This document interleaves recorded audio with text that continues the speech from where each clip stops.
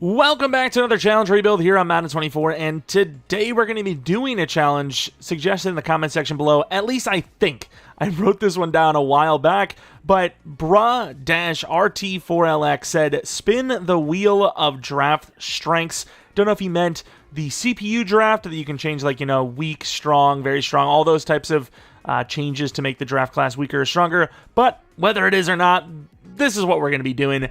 Basically, we're going to be spinning a wheel, and whatever the thing lands on, we're going to be drafting the player with the highest of that rating. Now, I'm going to be doing it based on the ratings they give me, as it would be a little hard to look without it, so bear with me. It's not going to be like the craziest thing in the world, but it should be still a real big challenge, as if we get like the highest awareness in round one, it's probably going to be the oldest dude ever. So let's start the drafting and see where we're at. To be fair, most of the time it's going to be the oldest dude ever, isn't it? We have pick number 9. Ironically enough, Purdy goes one spot before us. I imagine this is going to be all quarterbacks in front of us, and unfortunately it is.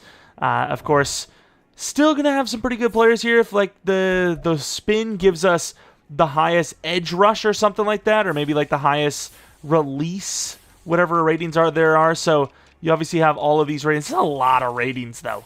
There's a lot of ratings. So we're probably going to add all of this. Do I count age, by the way? Like, the high... I can't do highest age because it's going to go the youngest because they value youth is the best thing. So every other possible rating I can put on here, I'm going to be doing. As you can see, like, quarterback, I doubt it's going to have release rating. We're going to have all of this. All of it. As you can see here, we have a bunch of attributes. Some of them I did have to take off of there because it's already a ton. So for quarterback, I had to take off, you know, the specific accuracies, and we're just going to make it where if it is accuracy, it's going to be the highest accuracy. So if the highest short accuracy is 90, the highest deep accuracy is 88, and the highest medium accuracy is 89, we're going to go with the guy that has the 90. So basically, that's the way it's going to be. And then same with offensive line. Instead of doing pass block finesse, pass block power, run block finesse, run block power, we're just going to base it off of the highest of that rating, which could be run block finesse, could be run block power, could be run block itself. I think that's the best way to do it because there's already so many different abilities on here. If there's an ability or an attribute you really wanted to see that I didn't put on there, I apologize, but every single one of them that is really important, even, you know, kick power, kick accuracy, that kind of stuff is here. And obviously it is now time to spin that wheel. It's doing things. And the very first one is juke move. Okay, I mean, it's definitely far from the worst. Kick power, kick accuracy. There's a lot of ones that would be really bad. Juke move, though, I mean, you would assume a running back? Now, I highly doubt it is Justin Fields, but there is a chance with his juke move that he could be up there. 87, okay, maybe not. But as far as running back goes, I would imagine 99. 94 is the number to beat for juke move. I'm trying to think. Please, for the love of God, don't tell me Odell Beckham still has crazy juke move to where he actually could beat 94. I would imagine Bijan is a little lower. Yeah, so 94 is the one to beat. Could also be corner. Juke move is on here. Oh, be higher than 94, please. Where's juke move? 98! I think we have Tyreek Hill. I really would like a running back, though, so at the end of the day, it wouldn't be the worst thing in the world if we got, you know, CMC, but obviously this appears to be Mr. Tyreek Hill. I'm going to take a look just in case Stephon Diggs is, you know, there as well. He's very high, but 98 seems to be the highest. And Tyreek Hill is the guy. Thankfully, it worked out because I actually clicked the wrong button there, and I was trying to spam it to go through the attributes just to make sure. But yeah, we did get Tyreek Hill. That's a good thing, but yeah, I could have been really wrong.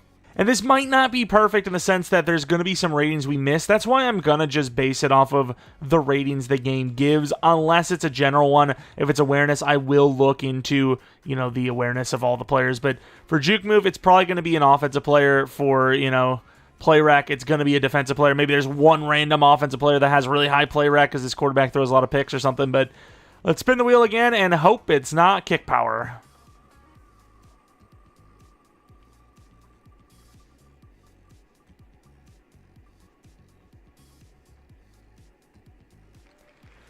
And we have agility.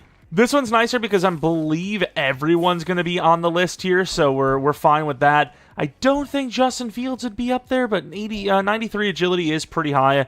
You never know. And then Christian McCaffrey back there. Please, 97 plus. 96. Okay, that's pretty good. I don't know if that's going to be high enough, but we'll see. 96 versus Marquise Brown, who has... man, my vision is struggling. Where is it? 96 as well. I would say you go with the higher overall when that's the case, personally. Or maybe we, in the past, we've kind of like done different things. Maybe I get to choose. How about that? How about I get to choose? Where was it again? It was at the top. So 96 is the one to beat. It could be beat by a DB, though. There is a chance that this could be beat. Oh, my God. Don't. Oh, 95. Thank God. That would have been not the fun. Daxton Hill. I mean, it's not great, but let's take a look. Agility. They don't show it. Nice. Ooh, we barely lucked out. He also is 96 agility. And then we look over at the strong safeties, Scott, who has 91. And unless there's some, like, goon I can't think of, like there's some sort of linebacker maybe that has the highest agility, yeah, I think we're safe to say... Ooh, actually, maybe not. Yeah, I don't think there's going to be anyone with close to 96 on the defense if it's not a DB. So we luck out and land Christian McCaffrey. He was almost the guy in the first round, and he is in the second round. So far, really good. Only problem is that could end any time. Let's take a look at what they give us. Oh, no. Trucking. That's not that great either because it's probably going to be another running back. All right, let's see what we got for trucking. I don't know if I'm going to allow... Oh, Nick Chubb is still there. Okay, I don't know if I'm going to allow trades or not. 93 trucking, let's just be real. That is not being beat. Do they have trucking for this? How are you going to have stiff arm but not trucking? I don't think it matters anyways. This should have trucking though, right? Yeah, I was about to say, tight end should have trucking. Taysom Hill's going to have decent trucking, but there's no way he's 90, whatever the hell it was. He has 86. Okay, that's higher than I thought, though. Yeah, there's no point to look anywhere else. It's going to definitely be Nick Chubb. I'm going to make sure... Actually, you can't really look at quarterback. I don't think they have trucking on this, which I'm not sure why. I mean, I'd want to know. But trucking, looks like it's going to be Nick Chubb. I don't know if I'm going to allow trades, but if we do, we will have some pretty good trade bait here. Could have been better, but once again, it could have been so much worse. We'll take it. Maybe a defender, though. That'd be kind of cool. How is that physically possible? How is it possible to land trucking twice in a row? Are you kidding me? Like, what are we doing here? It's going to be another running back, and unfortunately, it's going to be Kyren Williams. Not that Kyren Williams is bad, but yeah, I mean, there is definitely a lot better options at round 4. Well, another running back and another spin. I really hope it doesn't go to trucking again, because then it's like, okay, maybe the wheel's just broken. As we land on power move. Is it too late, though? All right, let's see it. Obviously going to be some sort of defender. We have also the rookies. You could probably tell by now. Zadarius Smith. He's really good in game, but not for a long-term state. 88. That is in a tough overall to beat. Cameron Hayward, though, also could be up there, which I would actually rather have him than Zadarius. I would rather have a guy that's going to be elite for maybe a season or two than a guy that's good but not amazing for only, for 4 years. 90 is the number to beat. I highly doubt DT's going to beat it. Let's see. Oh, Jonathan Allen's still there. Jonathan's at 90. I get to choose. I don't care what anyone says. I think Jonathan Allen's going to be our guy. What about the other guy, though? There could have been 2 of them. Like Vita Vea, I think he's like 86 to 88 range, not 90. Yeah, 85. All right, let's go to left outside linebacker. This is a position that's always dwindled, so I highly doubt it. There's no way Clowney's even close to a 90. 82. That is crazy how dwindled it is. Then we move that right out. This is, no higher than like 82 as well, to be honest. 80. So I'm making the choice. It's going to be Jonathan Allen. Who was the other option? It was Jonathan Allen or Zadarius. In fairness, Jonathan's a higher overall at like everything besides Zadarius. Wait, who? No, it wasn't him, was it? It was Cameron Hayward. Okay, but I'm saying that I make the choice. That's not the choice. That's Vita Vea.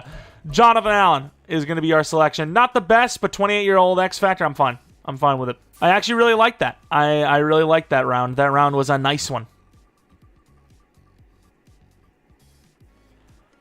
And this one is not one. Kick power, no shot. That's crazy. 99 kick power for Tucker. 99 for Stonehouse. Man, this is actually kind of a tougher decision than I thought it was going to be, because Stonehouse is 24. I don't know. I don't really pay attention to Tucker if he regresses hard. He's 33. I think Tucker will be fine. I'm going to go Justin Tucker. I think he'll be fine at 33 for a couple seasons. All right, kick power. I think we are going to limit it, though, to one kicker, one punter. There's no point in having more. And somehow we get kick accuracy. There's actually no way that that just happened. Like, from the double trucking to this, kick accuracy 94. Oh, crap. I didn't even think about it. Please tell me there's a punter with... I'm not seeing it. No, we have two kickers. That doesn't count. Like, that, we keep both of those on the board because we still need a punter. We have a backup kicker now. I should have went Ryan Stonehouse. I should have. Definitely not the perfect draft so far. It's not my favorite. And it looks like we're going to be getting route running, which, I mean, with McCaffrey already on the roster, I imagine that would be wide receiver anyways. The problem that I have with that is the route running is probably pretty bad at this point. So, oh, it's definitely going to be Hunter Renfrow. He's like the slot specialist. There's no way someone has higher than 85 in a route running ability. There is no effing way. Oh, I don't know if that's a good thing, but Brandon Cooks actually has 86 deep, which puts him in the lead. And then obviously, I don't know why I'm even looking at this. There's no way. Damn, Darren Waller's a god, though. Come on, Darren, please. Yeah, I mean, that's really good, though. But yeah, unfortunately, I don't even know why I'm doing this, because we can see that he's right there. Mr. Brandon Cooks is now wide receiver 1. Yikes. Here we go. Welcome to the team. So that did not go well, unfortunately. And at this rate, because we're already round 9, I actually don't hate awareness. There might still be a pretty good player here. I don't know if this is the best way to do it. DJ Reader and Joel Batonio, 93 awareness versus 93. So I would definitely get the choice here between them and even Taylor Decker. I'm not 100% sure, though. I'm just going to go through all the ratings, and then I'll report back with if there's a different name. So we went down the line, and there was a new player like every single time when I looked at awareness. It was Deion Dawkins, and then obviously we had Joel Batonio, and then I was worried because at center we had Ryan Kelly, and I was like, no, and then I was like, oh, Kevin Zeitler, though, maybe. But I guess we had a compromise. We got Rob Havenstein. It was going to be, really bad with like a really old guy like Ryan. Well, I guess Ryan Kelly's not even that old. Yeah, we just took the L. What am I talking about? Rob Havenstein. I would have rather had Kelly, I suppose. But either way, we got ourselves a new tackle. At this point, you're going to get a lot of old players. I don't really know. Maybe pass block, run block I'd want the most at this point, or block shed or something. I don't know how that's block shed, which is crazy that I even called that. That looks like kick power, but I'm going to run with it. Like, I've done quite a bit of... spin the wheels. That might be the closest I've ever seen that wheel on 2 different numbers. I know it's quicker to do it this way, but I don't care. Calais Campbell, the 82 overall star elderly man, has 86. I do not like that. Of course, there's going to be no one higher than these pass rush positions. 88 for Grady Jarrett. Okay, I can live with that. What about Leonard Williams? He's actually pretty good too, even though he's on the older side himself. So Grady's 88 is definitely the number to beat so far. And then Grover Stewart, I don't think he has higher than that. 86 probably. 87, very close though. And there's going to be 0 linebackers are even sniffing that.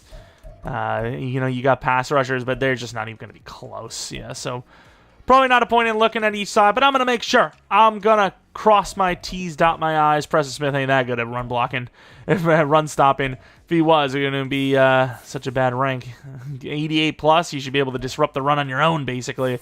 But it would unfortunately appear to be Grady Jarrett, which I suppose of all the options we saw was probably the best anyways.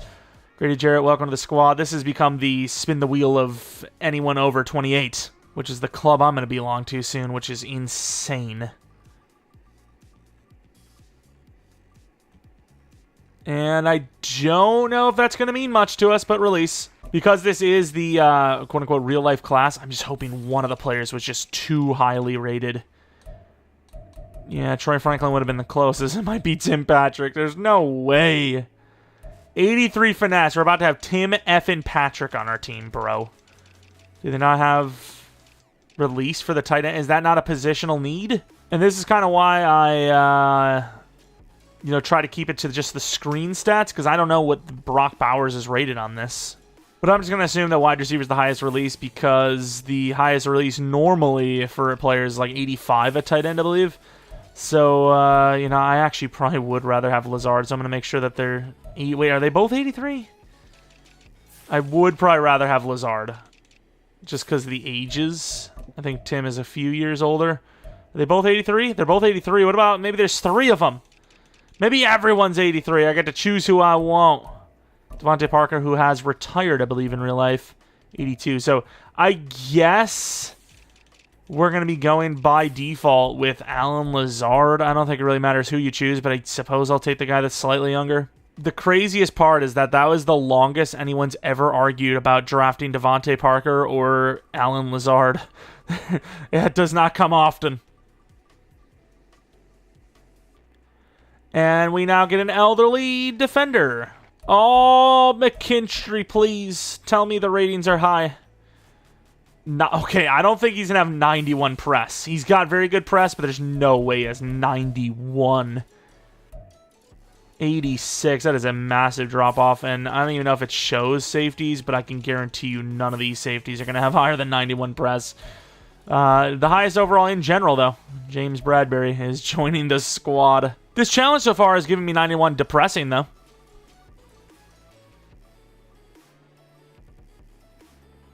And now we get play rec, which 86 is right now the number to beat. Oh, damn. There ain't no way someone's beating Bobby Wagner, which I don't know if that's good or not. There's no way Bobby gets beat. To be fair, Casey was actually pretty close. I guess we do have to make sure that no stone's unturned. Yeah, I went there. Where is 84? Yeah, I mean, it's just, there's no one beating Bobby, unfortunately. Because Gino actually had a chance. Gino Stone's not bad at all, but unfortunately, even though he's a high overall, it's going to be Bobby Wagner, 33 years old. Can't get a breakout during the season, I don't think, but if you got to star or something at the end of the year, maybe you can last for another couple of seasons, I'm not sure. I also did put overall in there as well, so we can get a highest overall, that'd be great. This could be a good one, because typically, a speed, excel, agility, that's going to be the young man's game, so hopefully we get lucky. Based on excel... Oh, Quan Martin, 74 overall, 23-year-old. That's kind of cool. But, yeah, I saw Mostert there for a second. Is Mostert the guy? I don't think he is. I don't think anyone's beaten 97. Oh, this is interesting. Xavier Worthy ties that. I've probably... I don't know why I'm looking at tight end like it's going to matter. There's no way. Where the hell even is it? I'm an idiot. Yeah, I don't think anyone's beaten 97, but we will make sure. 95. We got a couple of close calls, though. I was kind of thinking maybe I'm dumb for looking at linebacker, but no, there's some close calls. 97 for Jacorian Bennett as well. There was actually some really close calls at the defender position. I'm debating it because Quan Martin is really fast, and he's a hidden dev safety, 74 overall, but I just think wide receiver is clearly a bigger need. So with that being said, I think I'm going to go with Xavier Worthy. I think I have no choice. Xavier Worthy is going to be our choice. But at least now we know that we absolutely want athleticism ratings. That's the one. That's the key at this point. And we're going to get ourselves a quarterback. All right, here we go. Accuracy. J.J. McCarthy's still there. There's no way he's going to be beating anyone, but Mac Jones, you call me crazy, but I don't mind that. 90 accuracy is pretty high for that rating. Medium accuracy, I don't think Jimmy's going to have higher than 90. 83. There's no way any quarterback this late is going to have 91 or 90 plus deep accuracy, and that's exactly the case. So it looks like we're going to be going Mac Jones with QB1. I will allow one more QB to be drafted, so we'll keep the QB ratings on for now, but one more and then we'll pull them. It's definitely not great, but it could be worse. 24-year-old star dev QB. It's better than nothing. And man coverage, probably another veteran. And speaking of veteran, if you're a veteran to the channel, I appreciate you a ton. If you're new to the channel, though, maybe subscribe. We do a ton of franchise stuff, including rebuilds, obviously, and regular franchise series. And maybe leave a like if you're enjoying the video so far. 81 man coverage is number 2 beat. And I don't think Joyner's going to have that, but I'm interested. 77 man coverage. Tell me there's just somebody. There's somebody that's just been sneaking. Okay, this is not the somebody I'm hoping for. It's Kareem Jackson. Oh my god, 83? That was higher than this, right? This was like 81 or something. No way we're going to have a 34-year-old safety. There's no way a linebacker's beating it at this point. I don't even think Bobby would even sniff that. Yeah, there's no way. There's no way. We have a freaking old safety. What about this guy? He's like user-created, I think. So, I didn't even look. I don't know what I'm doing there. I was just like, I looked at it like he was a DB, seen nothing closer to 83, and I was like, it is what it is. But obviously, that's really good, though. Yeah, let's go to Kareem Jackson. Unfortunately, this is killing me inside. Yeah, with how tough this team is, how bad it is, I'm absolutely allowing a trade. The question is, who do I trade, Chubb or McCaffrey? Maybe even because we're bad year one, I just keep them both. And then whoever has the better yards per carry, we just get rid of the next season. I think Christian McCaffrey is a pretty high overall, though. We'll see. We'll play it by ear once again if we get a really good offer for one of them and not the other. I don't know. You get it. And back to play rec. I can't remember. I think it was Wagner last time. But obviously a lot of the specific overalls are definitely going to be pretty bad of players when you're looking at the highest of something. But we'll see. Maybe we get lucky. Maybe Geno Stone's still here and he's the highest. I highly doubt it, though. 86 is the number to beat. Still 86, and then I doubt once we pass corner that there's going to be anyone higher. Oh, Casey Hayward. How could you? Probably will play safety for us. Speaking of, just going to make sure Mike Hilton's not better, which, I mean, I don't really care either way. We're taking that L. 85, so 89 is the number. And as expected, that number would not be beat. Casey Hayward. Back to the beloved wheel. Oh, go to Excel, baby. There we go. We like that because that's likely a young person. Might even still be able to get Quan.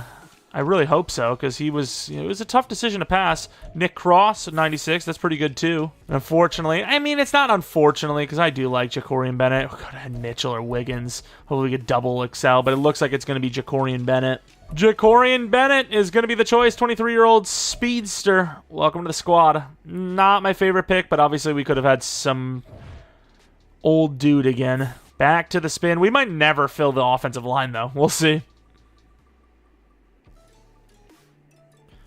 Well, pretty fitting. It could be a DT, but likely an O-line.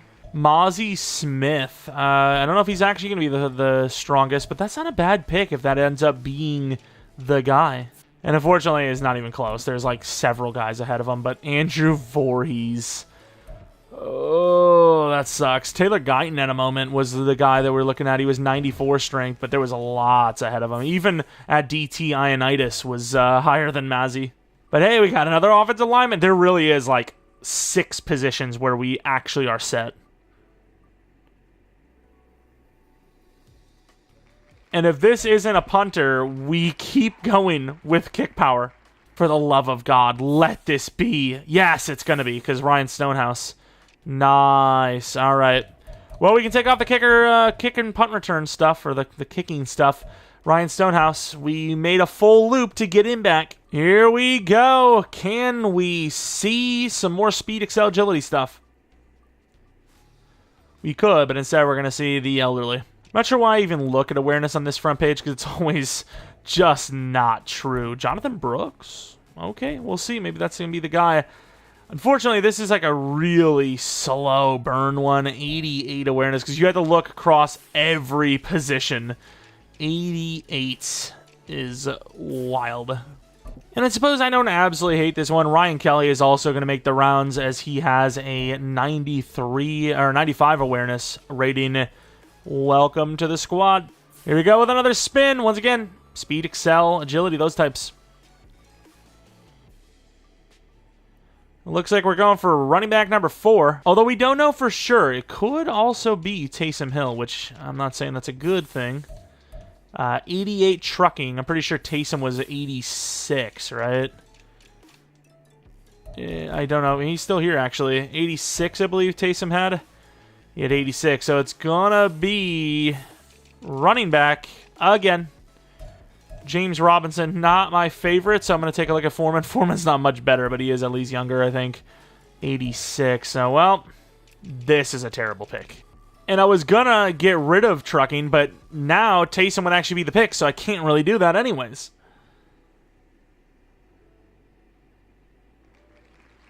Okay, after this, especially if it's Taysom, I'm removing trucking, because this is insane how often this has come up. But welcome to the stage, Taysom Hill. 86 truck, the highest trucking. This wheel turned on us pretty quick, though, I got to admit. It turned on us very quickly. And speed could actually be one of those young corners. And it's not. It's between Quez Watkins and some running back. Quez is at least a position of need. So I'm going to be taking him over Dante Miller, who also was 97 speed. Ugh. I really thought we were going to get one of the corners, but the highest was a 96. And we are now having one final quarterback, which, because of how late it is in this, is going to probably be a sell. And the winner is Ryan Tannehill, 35-year-old beast. Back with the spins. I think we're going to go until 30, so then the AI can fill the positions we physically haven't filled because the spins have killed us. Catching, okay. No! We were so close! Landry's 89 catch. Luke Musgrave was number 2. Was there anyone else below? Okay, there was a few anyways. Oh, Jarvis Landry. Damn. All right, a few more. We got at least, I think, 4. 4 more spins. And ironically enough, another spin. And unfortunately, it's going to be another running back as the highest spin move, 86. Can't believe I'm actually getting excited for the AI to start drafting for us. That's how bad it's gotten. But it appears we get another offensive lineman, which means I think we're 1 away. And believe it or not, it has happened. The highest rated pass block rating is Graham Barton. We finally got lucky. It was close between him, that guard we just seen. I already forgot his name somehow. And then, damn it, who's the left tackle? Dwayne Brown. And we got very lucky. Of course, I'm going to be bumping him to star dev because that's what he'll be in real life. And this is a realm of we really haven't had much luck anyways. Spin that wheel.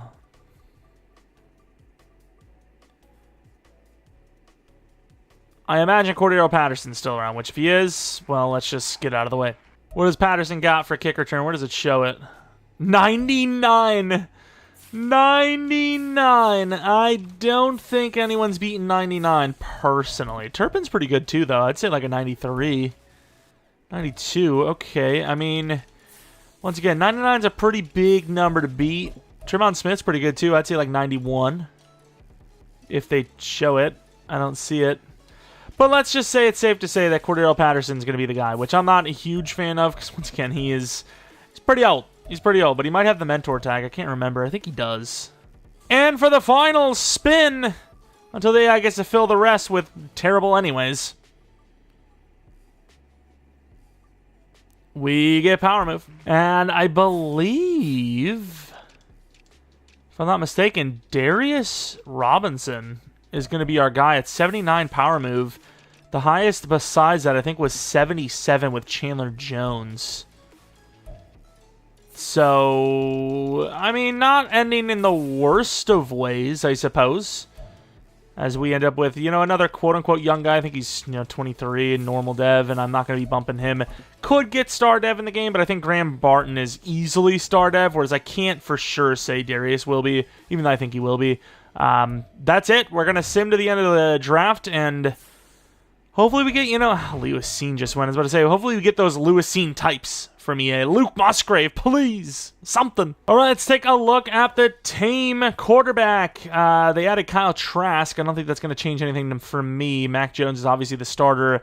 Running backs, you have a billion of them. We could definitely trade off Kyron Williams for sure, and then either Christian McCaffrey or Chubb. Since we're doing a Niners, we're on the Niners here, I'm kind of thinking you probably get rid of Chubb. I do like Chubb's, I do like Chubb, nice. I do like his roundness, if you will, his balance. I don't know what I'm saying here. I've got to stop. Fullback, did they draft a fullback? Of course, they did a wide receiver. They actually left it all to us, so not the best room in the world. It's probably going to be Tyreek Hill with Xavier Worthy, and then Cooks at the number 3 spot. Tight end, youth. Jared Wiley. Okay, cool. Left tackle, Pete. Left guard, Kendrick Green. Center, obviously, Barton will play somewhere. Max Mitchell might be a starter. Havenstein, obviously, going to be a starter. Brennan Jackson. Okay, we're actually getting some youth. Right end, this team, I'm trying to think of, this is definitely more of a, I can't really even say 4-3, but I guess a 4-3. Nah, I guess it's a 3-4. What do they do for linebackers? It's got to be a 4-3. We don't have any linebackers to pass rush with, so yeah, linebacker, they did us dirty, unfortunately. They did us dirty. Cornerback didn't really do us much better. Safety, Evan Williams, okay. Packer, slow, but young. And then Mukamu, not bad either. Fair enough, okay. Not my favorite thing in the world, but we're here. The only offer I'm getting for Kyron is Charles Leno, a 3rd, 5th, and a 7th. Obviously, the 5th and the 7th are next year. I'm going to have to maybe try to make a manual trade if I can. Problem is, fantasy drafts, the first year, seems like teams really aren't interested in trading. They're like, we got our guy. It's kind of the whole point. We got to choose what position we went with first. We ended up trading Williams for Wiggins and Latu. I'm not going to change their devs because we actually gained them through a trade. If I was going to change their devs, I would actually change it before the trade. So we're going to let them play as normal, which is still, I imagine they're going to develop. But we actually, get some pretty good value out of Kyron Williams there. Don't think we really have much other trade options, especially with dead hits aplenty. But we might be able to make 1 more, 2 more trades, perhaps. Now, I don't know if I'm absolutely in love with this trade, but it was one of the best we're going to get. Casey Hayward, Nick Chubb, a 4th this, a 4th next, and a 6th this for Chris Olave, Kyler Gordon, and Kobe Turner with a 2nd-round pick. But you're getting a lot of question marks. Kobe Turner could easily need to be replaced. Kyler Gordon, I have seen a lot of times where he just doesn't even get to star dev. But we do get younger, and that's really the best I could ask for at this point. We have so many positional needs to fix. DT probably didn't even need Kobe Turner, but I suppose maybe... Yeah, I really didn't need Kobe Turner at all. I might try to flip Kobe Turner or something, because I actually want Grady Jarrett to start. Because honestly, even Robinson's being wasted, but at least he's not the highest overall. But we're going to try to get Kobe Turner turned. I tried to get Wyatt Teller, but they just wouldn't have it, so maybe I can flip him back for Wyatt Teller. There was almost no value for Kobe Turner. I tried to trade him for literally an 80 overall 25-year-old lineman. Wouldn't happen. So I ended up trading him for a 3rd and 4th to the Bills. It is what it is. I just don't need him as Grady Jarrett's being wasted. I'm putting him at DT, and I think that's the last trade we're going to make. Linebackers kind of suck, but it is what it is. We're going to head on. A lot of Buffalo Bills trades in there. We like it. Hopefully the Bills suck. Jordan Love at quarterback. Nick Chubb now at running back. Lost one of the wide receivers, but still good. The offense is definitely good enough, and they've got a couple of defenders now. And it's going to be the last trade. Andres Pete to the Eagles for Deion Henley. How do I say Deion right, but I mess up Henley? What is wrong with me? Of course, after the whole freaking quarterback situation in Tennessee, they don't give Tannehill mentor. The year 1 team definitely lacking. We could definitely use a left guard, right guard, and then future-wise, center, right tackle. Left tackle is the only position that's really future-proofed. Tight end, we'll see what happens with Jared Wiley, but he's obviously only a 70 overall. Wide receivers look great. Running back looks great. Quarterback, we'll see. You never know. I've seen Mac Jones actually develop into a pretty damn good quarterback, and because the team is as limited as it is, And because usually we're not using the best playbooks until right at the end of a rebuild, we're actually going to rock right out the gate, I think, with the Chiefs offense. I want to see if we can turn Mac Jones into an X Factor. I've seen it, but it is really rare. Just like when I look down at my Winky. Looking at the D-line, pretty good, actually. Latu and Jackson are young and they're normal dev, but there's potential there. And Grady Jarrett's an 86 when moved to DT, and then Jonathan Allen's a 28-year-old X Factor, so that's great. The problem is, though, a lot of normal devs. The corners could be great. We'll see if they can develop. Free safety could be great. We'll see if he can develop. Same with Henley, but obviously Wagner needs to be replaced. Kaliki Hudson needs to be replaced. Kareem Jackson needs to be replaced. So there's a lot of positional need. 81 overall is very low. Like, usually when we're doing our how to draft a perfect fantasy draft team, we're an 81 or an 82, which is saying something because we usually go with the younger players that can develop higher. So being an 81 overall with not a huge bright future ahead of us is definitely quite a bit behind some of these other teams that you can see, kind of the most average is 83 to 84. So we're several overalls lower than the average. Hey, Brennan Jackson has arrived. Star Dev. 5K XP. I don't know why I yelled. Now, I'm not saying it's only because of the scheme, but we are doing pretty well for ourselves right now. Worthy, because he's young, gets the contract automatically. If Wiley's playing well, which I think he will be because of the scheme, maybe he gets a contract. And then everyone else, I don't think we really need to keep. We'll try to keep Tucker, though, and then Juszczyk was a free agent, but because he's juice, I will not let him loose. Playoffs time, 12-5. The team actually did really, really well. Don't know what Mac Jones did. He had 2 breakout QB chances this season, failed both of them. It would have been so nice to get him to Superstar, especially if he had a good enough season to get to X Factor after. Could you imagine Mac Jones leads us to a Super Bowl win? This team of all teams, I know we made a couple of trades, but they weren't elite trades. That should be a dev up. Mac Jones is pretty damn good here. I'm just saying what it's like to have a really elite cast of players around you. I can't believe Olave had no numbers, though. That's actually insane. Should see a couple of dev ups for the offense, though. And then defensively, Jonathan Allen, 8.5. 8 for Jackson, 6.5 for Latu, 6.5 for Jarrett. Bennett could go up in dev. Henley could go up in dev. I'm liking the trajectory. I think we actually got a couple of guys that were question marks that will hopefully be, the franchise players at each of those positions. Was Mac Jones on the list? My eyes just aren't working the way they used to. Unfortunately, no. McCaffrey wins him Offensive Player of the Year. Rookie of the Year goes to Wiley on offense. And then Rookie of the Year on defense goes to Jackson. Quarterback at number 5, which is pretty good. McCaffrey at number 1. Wide receiver at number 5. O-line at number 9. It wasn't really... Actually, no, it was legit. He started. Pretty sure Mitchell started for us. D-line number 7. Linebacker, new DB at number 4 and number 7. And then kicker at number 5. Glad we have the best kicker in the league to go 5th overall for a kicker on one of the sides. Wasn't even the league, just the conference. But we do have a matchup against the Rams of all teams. 84 all. See who wins. To the end of the game, the Rams start off with a nice touchdown drive. We get one ourselves. Wasn't as clean, but we got it. Would you give up a safety? Now down by 9, now down by 2. Halftime score will be of 2. We get a touchdown to start the second half, up 5. Now down 3 with a touchdown and 2-point conversion. We drive down, get nothing. We drive down again. We get a touchdown. We're up by 4. The Rams are going to regain the lead. And on 4-13, the game is basically... The thing is, in real life, I think this Niners team probably goes for, nah, you can't kick it here. This playbook, I don't really like the plays. I know it's crazy good in Sim, but as far as, how it performs for me when I'm using it, I don't really like it. Inside, Mac Jones! Tyreek Hill to the 47-yard line. Good play. We like to see a Max Jonings, if you will. Mac Jones does the thing. Of course, we came in and helped get the first down, but overall a touchdown. Let me know if you guys hate when I get in here, because I had like a string of haters last week for different various reasons, and one of them this time was because we came in on, I don't remember what it was, 4th down. We made a couple of plays on the drive to help get a touchdown and win the Super Bowl, but you guys have equally seen me choke as well. But the thing is, I feel like some of our wins have been so clutch and so awesome that it just outweighs potentially saving a team losing. At the end of the day, this is entertainment. None of this is real. I mean, hell, even the NFL, none of it is real. So at the end of the day, if it's entertaining, it's a dub. I can't believe how many sacks were had there. That was crazy. Also, Mac Jones getting a +2 to throw power on this season. He's actually doing well, and I only have the QB sliders at 140. They're some of the lowest sliders because I feel like you have a really good season with a quarterback, and they're like a 99 overall, and there's no looking back. But we'll see. Hopefully he's at least superstar.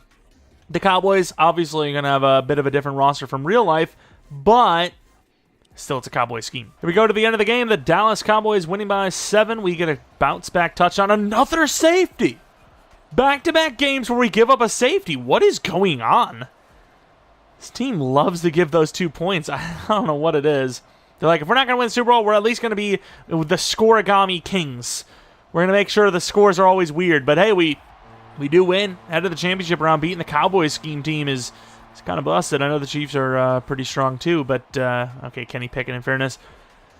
As I say that with our GOAT quarterback, Mac Jones. Can't believe we got Mac Jones taking us to the championship round year 1. And now I kind of like realistically regret. I know there's a good chance maybe we aren't even here right now if not for the trades, but almost regret the trades because there's going to be somebody crying about it. I know it, where they're like, oh, what's even the point if you're going to trade players? Because we actually didn't even get much value out of our players. Olave had 500 yards only. Like, he had 500 yards. He did like nothing. He did absolutely nothing. We really gained nothing from the players, but people are still going to complain about it. The Falcons 16-1. Okay, maybe they're going to win it all. Going to the end of the game, 7-0. Uh-oh, this is the highest score deficit we've had so far. 14-3, 17-3. This could be it. This could be the season over. 17-6. And yeah, that touchdown definitely will do it, right? 11-point game. Yeah, we're not going to get the stop, unfortunately. Valiant effort by the offense, but unfortunately we're going to fall short of the Super Bowl. 31-20 against the Falcons. Let's take a look at the numbers. Mac Jones threw 2 interceptions. He's been pretty damn good, though, I got to admit. Mac Jones leading the charge in rushing yards and attempts is not what I thought was going to happen from us. Christian McCaffrey at least got involved in the receiving game, but yeah, I'm not sure what that's all about. TJ Tampa, Kendall Fuller. So, also a missed field goal. Man, Justin Tucker, I'm telling you, I don't know why the ratings for kickers just don't matter, but they just don't. Falcons versus the Bengals. I obviously want the Falcons to win, and they do. They do. We do have a lot of money. We re-signed everyone. I'm pretty sure that we needed to. DevOps, no chance. Mac Jones doesn't go to superstar. That's crazy. 31 touchdowns and 9 interceptions and 4,000 yards isn't good enough. At least Wiley went up to superstar. I only gave him the 3-year deal because I wasn't super confident. Probably should have given him the longer term deal, but it is what it is. We played it safe. Maybe it backfired this time, but if he didn't play well, we would have had an expensive backup that we would replace. Jackson's a superstar, Latu's a star, and then Henley's a star. Would love to see a dev up for Gordon, Wiggins, and or Williams, but not going to happen. And surprisingly, Wagner retired out the gate. I see him last so long in the league when he's not on our team, but as a Niner, he's like, hell no, I'm out. Trent Williams also retires. Speaking of, where the hell are we? We lose Bobby, Kareem, Ryan, and Cordell. Did I call him Cordell, by the way? I'm thinking of Bison's franchise. Cordero. Let's go on, though. That's not what I want to see. I guess we'll see the Lamar Jackson MVP win. But let's go on to the offseason, where there's probably not going to be many good players in free agency, but we're going to play it how it lands. We also have extra second and third round picks, so the draft could be pretty juice for us, we're hoping. And we do have to kind of think about, potential replacement for players that are young, but because they're normal dev, we're like, we can do better. We'll see what happens there, but definitely need a strong safety, might need a free safety, could use a corner, definitely can use linebackers without a doubt. And then obviously like the whole offensive line pretty much. 105 mil. We've got ourselves Jermaine Johnson. I really wish we needed an edge rusher because this is quite the name drop, to be honest. He's actually really good, and obviously only 25 star. It's pretty good, but yeah, that's just not a position of need right now. So not going to spend money there if we don't need to fill that position. Alontae Taylor, yeah, I mean, free agency outside of Jermaine Johnson is Kickers, punters, and then players we don't need that are lower overall. Although you got Roman Wilson, maybe. And we do actually get Alontae Taylor. I'm a little surprised. There were some other teams that were interested as high as we were. But really good zone coverage. Obviously, kind of viewed as a safety or a corner. And, I mean, at the end of the day, I'm going to play him at safety. It's not just like he was, a corner, and then I'm forcing it. Actually was viewed as a safety at one point as well. Here we are in the draft, and there's a bunch of different players on the list. I scouted Harper further, and they just didn't really care to let me see more. Wayne looks pretty good, actually, and then I had a safety, I think. Where is he? 1-2 grade. Okay, we need a safety, kind of. We do have Taylor now, but that is an interesting thing, because we could also replace Williams. Yeah, I mean, there's some decent quarterback looks, but realistically, I don't think that's the route we're going to go. We do have a DT. We also do have a corner or two, but I think I'm willing to just move to 29 and see what's there. Unfortunately, those extra picks didn't really turn out to be great. Ooh, who's this? Michael Franklin, 5'11". I mean, I didn't expect, round one guys to be this late. Usually they're gone. Cordell Morant, I don't know much about him either. It doesn't really look the best, though. I kind of feel like they're being passed on for a reason.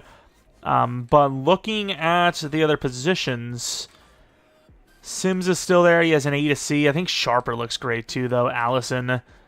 Do we trade back and just take a bunch of second and third round players? Trade back to 10, use whatever we get to trade up from 26. Seems like a smart move. The Eagles are going to give me a 4th round pick to move back, like, I don't know, 7 to 9 spots. Math is hard, so I'm not going to even ask. They get Marshall. Pick 4 in the 2nd round. Do I take the safety now? I'm trying to think about it. If that 1 to 2 DTs there, maybe I just take him. DT was more of a future position, I think, in my opinion. But, man, there's some really good players here, though. Like, what about the safeties? We have multiple safety options. I don't really know much about them, though. Allison, we at least know he's got the B zone coverage. He's not the fastest, but the reason why he got scouted is because he had a B to D or B to F, whatever it is, zone, and then the rest, you can obviously see that's at least a C. That's at least a C, and then we did scout this guy further, which was a C.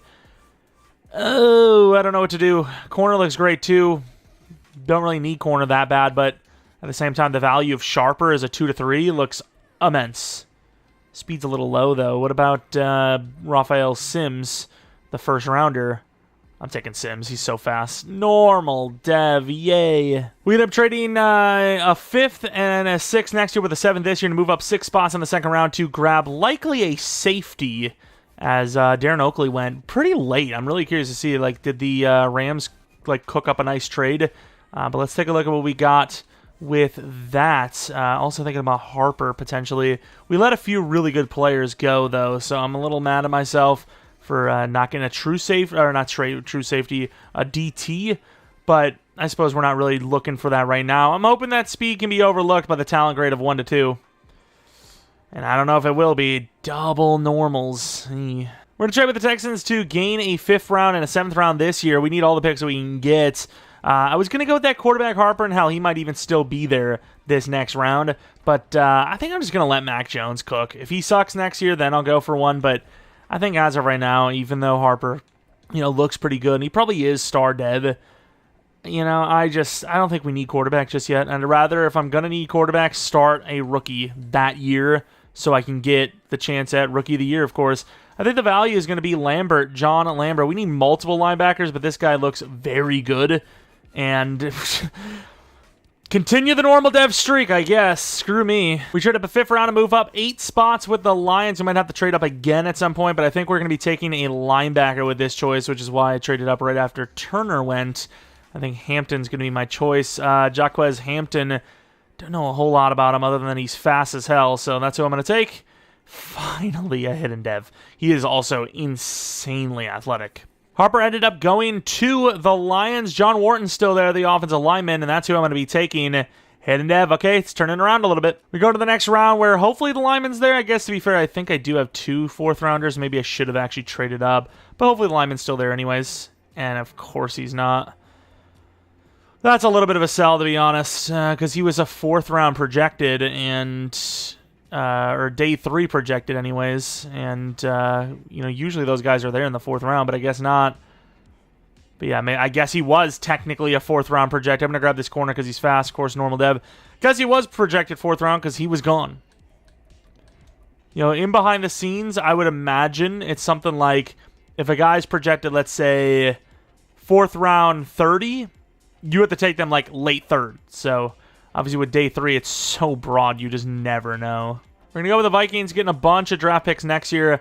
I don't really have anything rest of this draft class, so it's just kind of pointless. All right, draft recap. At least be some high overalls. Okay, Sims was 77, safety was 74, Lambert was 75.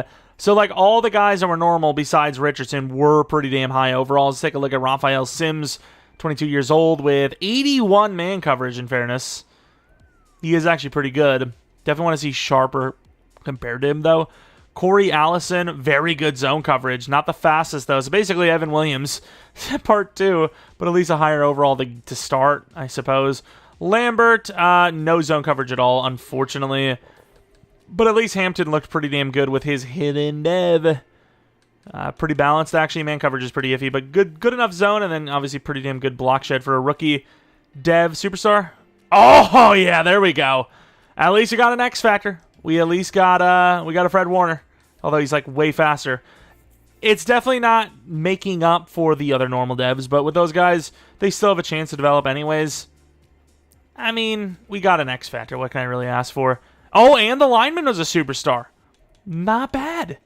I can't remember which positions we need. Definitely a right guard. So for right now, that's where he's going to play.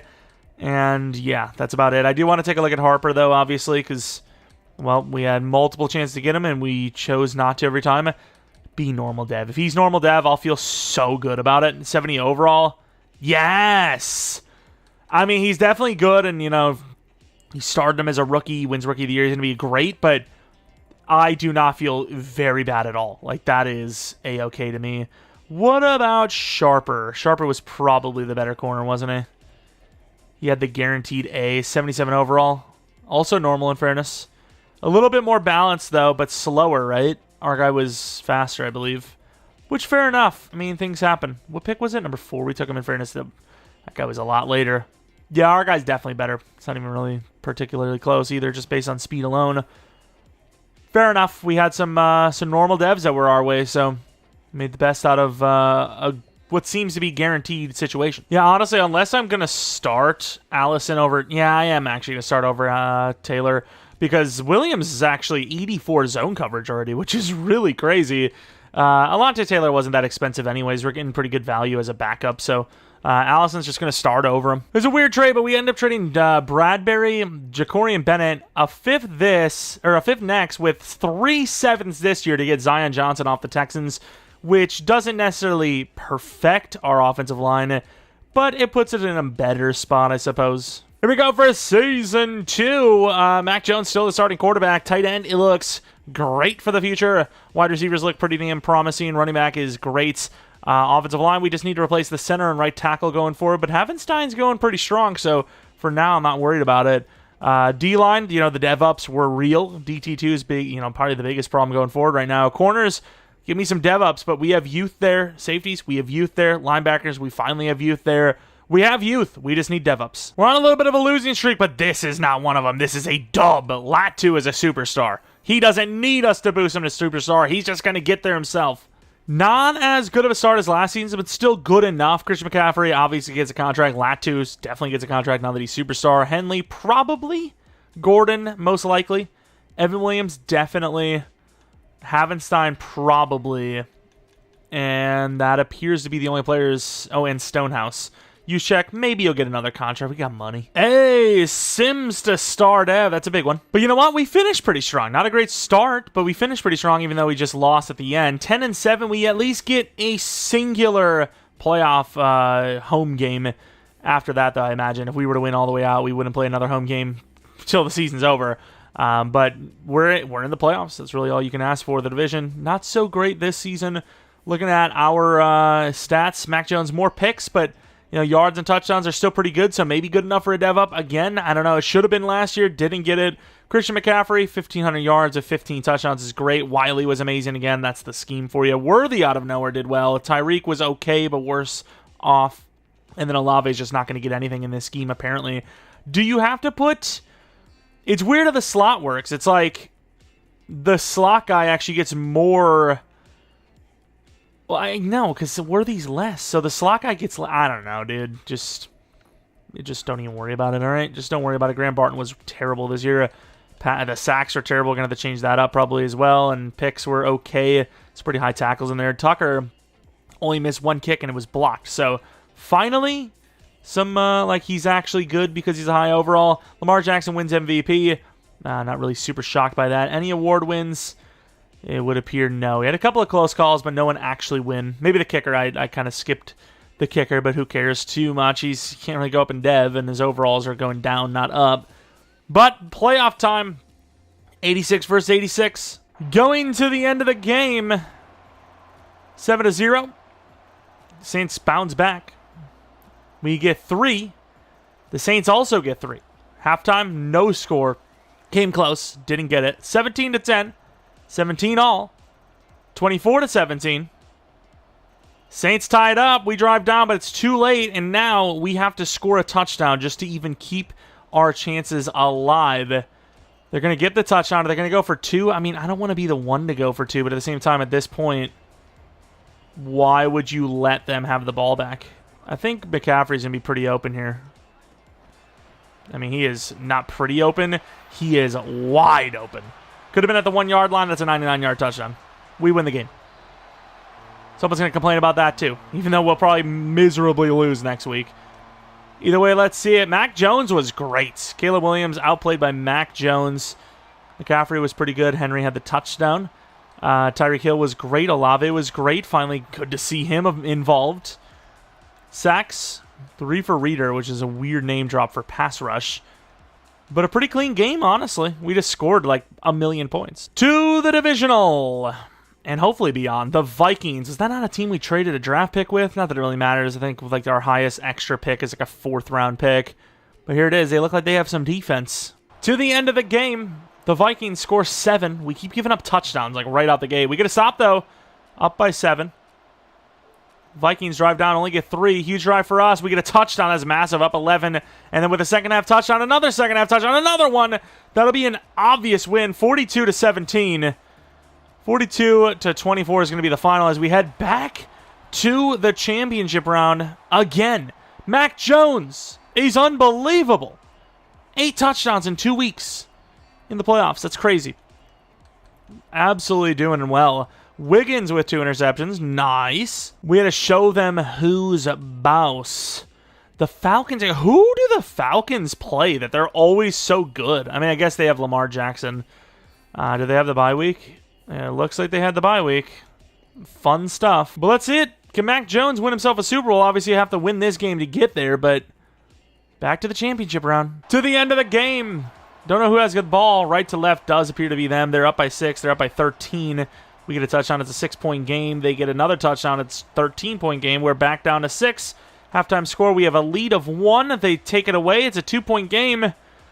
We get the stop. No, kind of. They get 5 points. And, I mean, all they have to do is run the clock out, which they can't. We're in position.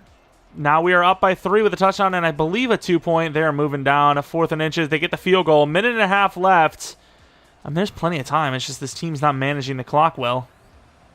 I mean, all they need is like 20 yards and they're in.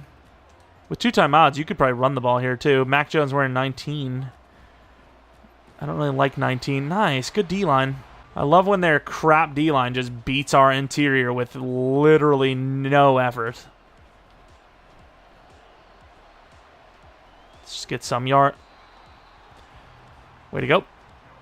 I was looking for like the first down yardage, then I was like, you know what? They're actually backed off. Maybe I should take the underneath, and I just let it happen anyways. Now that's kind of gone because we need that first down. Let's see it though. Bring the rush. It's not an easy throw. Oh my, nice throw, Mac. Overtime. That's what I want to hear about it. Oh, you came in and you won the game for them. That's the only reason why they won. It's like, not always. Get the stop. Not going to happen. A score would win it here, though. All they need is a field goal. And, oh, 3rd and 10 completion. And the field goal's had. We're headed to the Super Bowl. That's what I'm talking about. What was Mac Jones like? Nice. He's been good. It's been real good. If he doesn't go up in dev, I'm going to be pretty mad. To the bowl of soup. Who is it going to be against? I didn't get to see. Then, I don't know why I said the Niners. The Raiders. We kind of knew we were there. Let's take a look at our dev ups. Mac Jones still not devved up. Wiley goes to X Factor. No one is shocked. Hampton already was an X Factor. Latu is already an X Factor. And then Sims might have went to Superstar. Allison went to Star. Because I would assume his hidden would have been shown. Yeah, I was about to say, they re-hidden up when you get a dev up at the end of the season. So Sims goes from normal to Superstar, which is great. And then Allison goes to Star. Would have loved to see an Evans dev up. Lambert not going to dev is shocking. Like, that is really surprising. And then Henley, I am going to let go. Because I think we can do better in the draft. But let's see. Let's go to the Raiders. Can we win a Super Bowl? Obviously, we'll go for that dynasty if it is. If not, it'll be a 5-year. For all the marbles, the Raiders drive it down for 3. We get 3 back. They get a touchdown. We get a touchdown. They get a touchdown. We get nothing. Game's over. We lost. We lost by 14 points. Turn around. It's all tied up. 24 all. The Raiders moving down for a field goal. 4th and 1. I get it, but I don't get it because you're giving them so much time left. Realistically, the dream here would be to... well, there's no way McCaffrey just had to carry because our own fat lineman got in our way. Come on, man. Barely clutching up. But yeah, you don't want to give them too much time left, which they're still going to have it probably. And they get the field goal anyway. Oh, my. Overtime. Okay, we got very lucky. I don't know if it's going to matter. I was kind of... Oh! Is this us? It's us! I, like, blanked out there for a moment. Because I was like, oh, it's over. Well, here we go. Failed rebuild coming up. But no! Number 19 wearing Mac Jones with the Niners are now Super Bowl champions. We all love when we see the same teams winning Super Bowls. Of course, the Niners have had a lot of losses in the Super Bowl lately, but in general, they have overall success, is what I kind of meant by it. But the Niners, we've won with kind of an iffy roster. I mean, I don't think trading, like limiting the trades would have done much. Maybe it would have. Maybe we need to do this again. I don't know. Probably at some point will. Maybe not until next Madden. I'm not sure. But it was a decent one. Obviously, we're going to try to win another Super Bowl within the next 2 seasons. But as of right now, is a decent one. Definitely not the best of players. Got a few pretty good ones like Tyreek Hill and Christian McCaffrey. But outside of them two, and then like I guess Jonathan Allen, Mac Jones finally threw a pick. Really good playoff run, though. We actually did get a lot of really bad players. And that is the game. Sims is a really good pick, though. From normal to superstar in 1 year, and then, having a pick in the Super Bowl. Not bad. Let's take a look at those negotiations. Pretty sure we took care of them. I didn't really want Henley back because his zone coverage, or was it his zone or his block shed? I think it was his zone, was so bad. It was just pointless to keep him. Just get somebody new and replace him with a better player instantly anyways. Let's go to free agency. See if there's anyone worthy of paying. So far, we've experienced all fantasy drafts. Usually, it's not. You're usually not going to find someone great. Bentley, maybe, but that's like a right now, and he's really expensive anyways, so probably not going to be somebody we pay. Austin Eckler, the X Factor. Just so weird seeing an X Factor that low of an overall. I was like, I had to do a double take. Thought maybe there was like a sneaky little like rookie or something that fell through, but not really liking anyone. Benton maybe was a name there. Christian Harris. Let's take a look at Christian Harris actually real quick. Better in zone coverage. What's his like main? It's going to be pass coverage. Not bad. How much was that cost though? Yeah, it's about 10 per. I'm just going to get a new linebacker in the draft. There we are with pick 32. There was 2 decent-looking quarterbacks. See how they actually turned out. Top 5 for Reddick. And then Tony Taylor, who looked really good, is apparently a 3 to 4 talent grade. I would have never guessed it. So I'm curious to see what that actually entails. We have to wait because, looking at Reddick, he's a top 5 talent, but his ratings look worse. So I don't know. Looking at some of our other players, I don't know how many 1 to 2 players we have. Presley, maybe. Derby, maybe. Kind of just to play safety. As much as Evan Williams has really good zone coverage, the fact that he's still normal dev does make me kind of want to replace him. Regardless, I don't think we have a player here that we want in the first round. So we're going to go to pick 32 and see. I mean, I might take someone in the first round, but not somebody that I need to grab, you know? And the quarterbacks are gone, so I'm curious to see what they're like. Ironically enough, though, there was 2 sets of players that were like the same last name. We have Landon Claxton and then Emmanuel Claxton playing the opposite position of each other. And then we have 2 safeties, Jonathan Burnett and Juwan Burnett, that are also here. So very interesting stuff, to say the least. Jonathan Burnett. I mean, safety's a need, but it's not like the biggest need in the world that I have to fill. And then you look at these guys, who's better? They're like the same. They're like literally brothers. 22, 33 bench press reps versus Emmanuel, who's 22. And so, I mean, twins? Maybe? Actually, I didn't even see their face modes. Not really. Not particularly. Might be a little bit of a reach, but I'm going to take Emmanuel Claxton. And I'm going to regret it. We're now in the late second, and I'm kind of thinking I'm going to take Owen Schmidt, super athletic with an A zone coverage, and another normal dev. It's kind of crazy. I mean, the normal devs in this rebuild have been the highest we've seen in some time. And ironically enough, it's one of the rebuilds where we really need the hidden devs. As far as O-line, we'll end up trading up for whoever's last of this group. Unfortunately, Bingham is like the only guy that could play anything but center, but Riddle does look the best, so we'll see who we end up with. And we have to trade our whole rest of the draft class and move up those spots. I tried to do it without the 6th round pick, and it was a sliver. Unfortunate. It was probably enough to be where it was 2 7th round picks, but I didn't have any 7th, so I was like, I'm just going to give it to him. They can have it. Clancy, wait, what was Clancy's at 2 to 3 and he's still here? Clancy's a 1 to 2 corner, same as Gillespie. And they're still here. Clancy at 6'4". These things are crazy.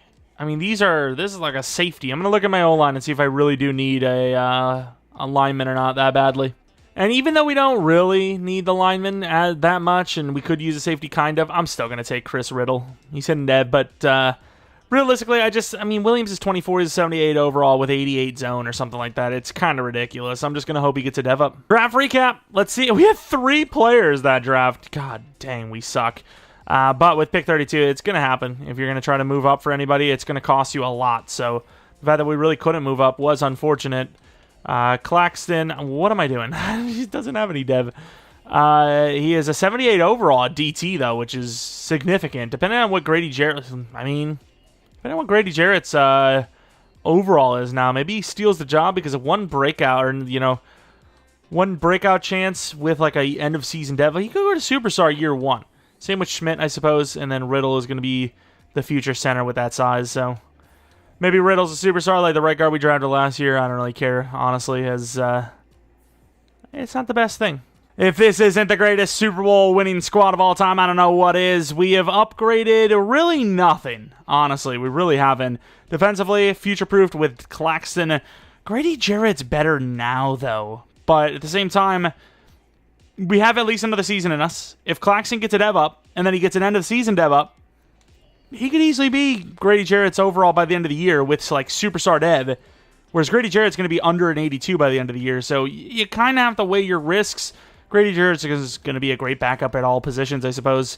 Still got some normal devs that we need to, work on, but we'll see what happens. Well, damn, Allison's a superstar dev safety. Some of these normal devs, though, they've been putting in the work. Not a great start to the season, but that happened last year. Olave, yes. Jackson, yes. Barton, probably. Allen, probably. Everyone else, no. Even Havenstein is probably gone. I genuinely need to stop clicking these QB breakouts. Every single one now. 4 of them. Not only do we not get it, but we lose the game every time. Every single time so far. And we go from winning the Super Bowl to missing the playoffs. 8-9. Super fun stuff. Mac Jones, number 1 in yards, but not the number 1 in your TVs at home because you are not going to be seeing them in January. It's no playoff time.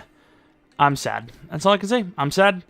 Let's take a look at 5,000 on the nose, 4,200 yards, 42 touchdowns, 8 interceptions, 5,000 yards is non-playoff worthy. Who made this game? Genuinely. This is the best season we've had yet on offense, and we missed the playoffs. And then our pass rush sucks ass. I don't know what's going on. Tucker didn't miss a kick. We literally had, other than the sacks being low, This was the perfect season. We were amazing. Number 2 for MVP was Mac Jones. Like, let that sink in. You know, Claxton Rookie of the Year, that's why we started him. QB of the Year all the way at 4, which I don't really understand how you can be 2 in MVP at 4 in QB on the conference. I don't know. I'm not going to argue it, I guess. Unfortunate stuff. I really don't know how, once again, you missed the playoffs with a 5,000-yard quarterback who also put up 42 touchdowns with only 8 interceptions. Like, you explain it. I don't know. I can't tell you. Giants and the Browns in the Super Bowl, which has the Browns winning. If this isn't a dev up from Mac Jones, I give up on Mac Jones. Finally, superstar dev. This could have been an X Factor dev up season for him. If he would have got a dev up on the other 2 seasons, he probably deserved it. 88 throw power now. I mean, he looks really good. You can never count a player out, especially if they have star dev to start. Defensively, Claxton got the superstar like we expected he would. Allison, though, from normal to X Factor in 1 season. Was it normal? Star dev to X Factor, excuse me. Very good. 82 overall only, though, which is kind of stupid, but he's doing well. He is doing well. Free safety, still not dev'd up. Outside linebacker, Lambert, still not dev'd up. Schmidt went up in dev. Gordon, no dev up. But the team does look pretty good. We paid everyone we needed to. There's really no excuses to why we shouldn't be back in the playoffs next season trying to win a Super Bowl 2 out of 3 years. It'll be the last season no matter what. I'm not going to go crazy out for trades if the trade doesn't exist, but at the same time, I'm not going to be drafted in the top 15 if I don't see a really good player that's going to improve us right now. We have all the money we'll ever need, so does every other team, but they still let players go, and Cam Taylor-Britt is one of them. As much as he could also play safety for us, I don't see a need for safety. Even though Evan Williams still isn't dev'd up, he's got higher zone than 87, which, you know, is really good. Cam Taylor-Britt, that's great zone coverage, but even then, Evan Williams is higher than that, so I just don't need him. Jonathan Brooks. Really, at this point, looking at some of these guys, like Cooper DeJean, I mean, all of this would be backups. Trevin Wallace actually would be kind of interesting to me. I don't know what it is about the user-generated or user-created players, but they're always just let go. Players are just like, I don't like them. They're normal dev. I don't want them. Let's take a look at Trevin Wallace, though, before we decide. Yeah, he's pretty good, especially at his age. I mean, I'm willing to do like a 4-year deal, I think. Even if he's not started that long, that's good backup money. Please. Yay. Screw the Rams, am I right? Screw them. It's our player now. The stinginess they showed us. Either way, pick 15, a 4th this, a 6th this, a 5th next, and a 5th the following year with Nate Wiggins for J.C. Horn, who is on a 3-year deal, is a superstar dev, and 91 overall player. It'll be Sims at 2, Horn at 1, Gordon at 3. So, debatably the best cornerback group in the league. I'd imagine safety's got potential. I think Trevin Wallace is going to start over Lambert. I think Lambert's not a bad player, but I think Trevin Wallace probably has a little bit better of a ceiling as Lambert's only block shed, whereas Trevin is faster with kind of a mix of the two. If I can't get a right tackle, that we're just going to enter the draft with the picks we have and go with it. But if I can find a right tackle, I'm going to trade our draft picks, skip the draft, and go for it all in this final season. Here we go, a bit of a trade. Grady Jarrett, Andrew Voorhees, and Richardson for a 2nd and 3rd round with the swap of Ryman now joining the squad. Going to be playing right tackle, I imagine. No draft for us, but I suppose it saves some time so we're not watching a draft that really doesn't matter to us, because unless you draft like a generational or near damn generational, it's just not going to happen. Of course, you can see that Graham Barton contract. We did a 7-year, like 130. It was so damn expensive. But Ryman, who has a 3-year deal, is now the new right tackle of the San Francisco Fantasy Draft 49ers. I'm not sure. Obviously, the future proofing of this team would be hurt a little bit, but overall, I mean, there's not really anyone you'd actually have to replace unless money becomes a problem. So it's really not needed, the draft. We're just going to skip it, save some time for everyone involved, and move on to the final season to try and win 2 out of 3 Super Bowls for years-wise. Oh, we had a 7th round pick. They grabbed a tight end, 67 overall. Justin Edwards. They're better than me. They're goated. Like, don't get me wrong, he's 23, slow as hell, and he looks like he's in his 50s, 60s, but when's the last time I've drafted a 7th round hidden? Especially at tight end. Let them cook. Looking at pick 15, though, we had pick 15, so it would have been a middle linebacker, Ray Flowers. if that's what, we would have followed their route. I actually really like this player, though. Jumping's not the best. Catching's good enough. Coverage is iffy, but 90 hit power is really high for a rookie. That's really high. Superstar dev as well. He is a superstar. That is a good pick. They might have lost a corner, but they did gain. They did gain a little bit. Because now they have, they have Nate Wiggins, who has a chance to start, and then that guy who's actually really, really good. They turned a really good corner into a potentially really good middle linebacker and potentially pretty good corner. But yeah, the draft was pretty weak anyways, it kind of looks like. But let's line up the team and try to knock those pins down, if you will. The fourth and final season featuring this squad. Mac Jones, 83 overall. I'm surprised he and the company were good enough to even win that Super Bowl when they did. But it has been a bit of a downfall since then. Going to try to get ourselves back into contention this season. Obviously, a massive upgrade at corner, a massive, well, maybe not massive, but pretty big upgrade at right tackle, and a squad that is hopefully at an 89 overall, good enough to win it all again. Dynasty with this team would definitely be pretty impressive. It started off as a complete disaster. When we do that wheel attribute spin thing, it could go any way. We could do 10 spins, and 9 of them are terrible. One of them could be goated, right? You can end up getting, like, throw power, and you have, like, a top 5 pick. But, yeah, the odds are definitely not in your favor for the most part. 113 mil, we have some re-signings to take care of. If Mac Jones is still playing well, I would definitely keep him long-term. Down year, but still good, I suppose. I would just do a 3 to 67, just because he is getting on the older side, and if you do end up needing that higher overall to get over the hump in the future, you can definitely replace him sooner or later. Zion Johnson, pretty young. Allen, I would like to keep another year, and then you don't really have to pay anyone else, so I think you do just pay those 2 contracts. Finally, we seen it. We said it. We wanted Mac Jones to be an X Factor, and it has officially happened. That is what we're talking about. If we win, we could actually have a bye week. We lose, so we do not have a bye week. I'm actually wondering if we did have a chance at it. We did not. The damn Falcons. Always with the Falcons. They can never just let someone else have their time. Looking at Mac Jones, the number 1 in yards. Less than last year, but still, considering, the past midway point, he was at like 19 touchdowns and 5 interceptions. Looks like he, ramped it up a little bit. He definitely improved more than I thought he was going to. I felt like it was going to be a super down season. X Factor and all as well. Let's take a look at the numbers. Mac Jones, 38 touchdowns, 8 interceptions, 600 yards. Could it be MVP? We'll see how everyone else did. McCaffrey, great again. Tyreek Hill, pretty good. Wiley, pretty good. Worthy, pretty good. Olave, pretty nothing. Looking at the offensive line, pretty damn good. And then defensively, Allen with 9 sacks, 5. I genuinely don't get it. Tucker was pretty bad this year as well. But we're in the playoffs with a pretty good record. I can't really ask for much more than that. Any award wins? Not a singular one. Kind of curious to see how Nick Chubb is doing. Only problem is I can't really remember where he is. I know he's going to be like damn near 99, if not already a 99 overall. Actually, no, he was 27 as well. Where is the Chubbster? 1,400 yards. Yeah, it could just be the Bills scheme, though, in fairness. But he's played pretty well. But here it is. What are those Cowboys overalls? 87, we're 92. I don't know why. I just feel like this is going to end in a lackluster one, an anticlimactic one. So far, so good, though. Maybe I might be wrong. 17-3 at half is definitely a pretty good start. I guess I'm wrong. 24-3, 27-3. We're just going to shut them down and win the game 34-10. At least we got to the divisional round. Looking at the quarterbacks, Kenny Pickett, not the best. Mac Jones has killed it so far.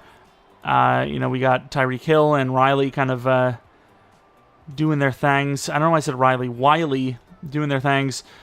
Jonathan Allen and Claxton, 4.5 sacks combined from the DT spot. Horn with a blitz. A little surprised to see a cornerback and a DT combined for a sack. That is a random combination. Here we go, divisional round. The Cowboys are the best scheme team to play in the NFC. The Falcons are pretty strong too, though, which is not what we're going to be playing. We're going to be playing against the Commanders. We have 4 overalls on them. The NFC East coming in strong. Going to the end of the game. Commanders score 3, already tying up the Cowboys, already passing the Cowboys score of last game, 10-7. They're looking better than us. Look like they're kind of controlling the field position as well. 21-17 into the fourth quarter, though. It is a 3-point game, but the Commanders have the ball right now, driving down. If they get a touchdown, the game's over. 10-point deficit. I don't imagine we're going to win this game. 4th and 7, and this team is just doing nothing. This flood drive just keeps coming up. This is like the play to go, I guess. Olave, can he be our guy? And drops it. I went for a possession, and for some reason, he just didn't listen. He just ran right into a hit stick from potentially Levante David and drops a very catchable ball. I went possession, and he just doesn't go for the possession with someone else. I don't know. I don't know what to tell you. I think it's going to be an L, though. Still some time, but you got to get that stop. And instead, the Commanders are going to be moving the ball like they're the ones losing, because I love when that happens. That's really fun and not frustrating at all to witness. We lose the game 38-28. Mac Jones has really just been let down. Mac Jones has been damn near perfect this entire rebuild. And Christian McCaffrey puts up a 3.8 yards per carry. Nice. Love that for us. That was fun. Tyreek Hill's been great, too. D-line's been pretty damn mid, can't lie. Justin Tucker misses a field goal, which, I mean, may have played a factor at some point. Who knows? But regardless, maybe not exactly anticlimactic, like I said, but it definitely wasn't, like, super exciting. Kind of a crappy end. But here is the Falcons versus the Browns. Let's see what happens. The Falcons have been in this conversation for a lot, and they lose to the Browns. Let's take a final look at this team, see how they developed, and call it a rebuild. But Mac Jones, let's start with him. 86 overall, X factor. 88 throw power, that's +3 from his starting point. Break sack, he's basically going to die if someone blows on him. That's sus. Throwing the run's not great, but everything else is pretty damn good. Throwing to pressure could, definitely want a little bit higher. But 98 short, 91 medium, 87 deep, 88 throw power. A little bit of speed, believe it or not. Just a little bit. Bulldozer's definitely an ability. Tight out, comeback, and closer. Some okay abilities. Nothing spectacular, though. Then we look at Christian McCaffrey, who has definitely regressed, but I want to see at 31 years old how good he is. Not as fast as he was, but still really elusive and definitely a good player still. Tyreek Hill also regressing, but 97 overall at 33 is not bad at all. I mean, he's just a goon. 98 speed, but still, that's just really fast. Olave is really hit or miss in this rebuild, but mostly miss. Release is actually up there. Usually he doesn't really develop and release too much. Then we look at Xavier Worthy, who we kind of projected to be our number 2/1 wide receiver, and it just never happened. Unfortunately, never got to that number 2 status, but a poor man's Tyreek Hill, obviously, the kind of comparison that most people would give as the reason why the Chiefs would, draft him.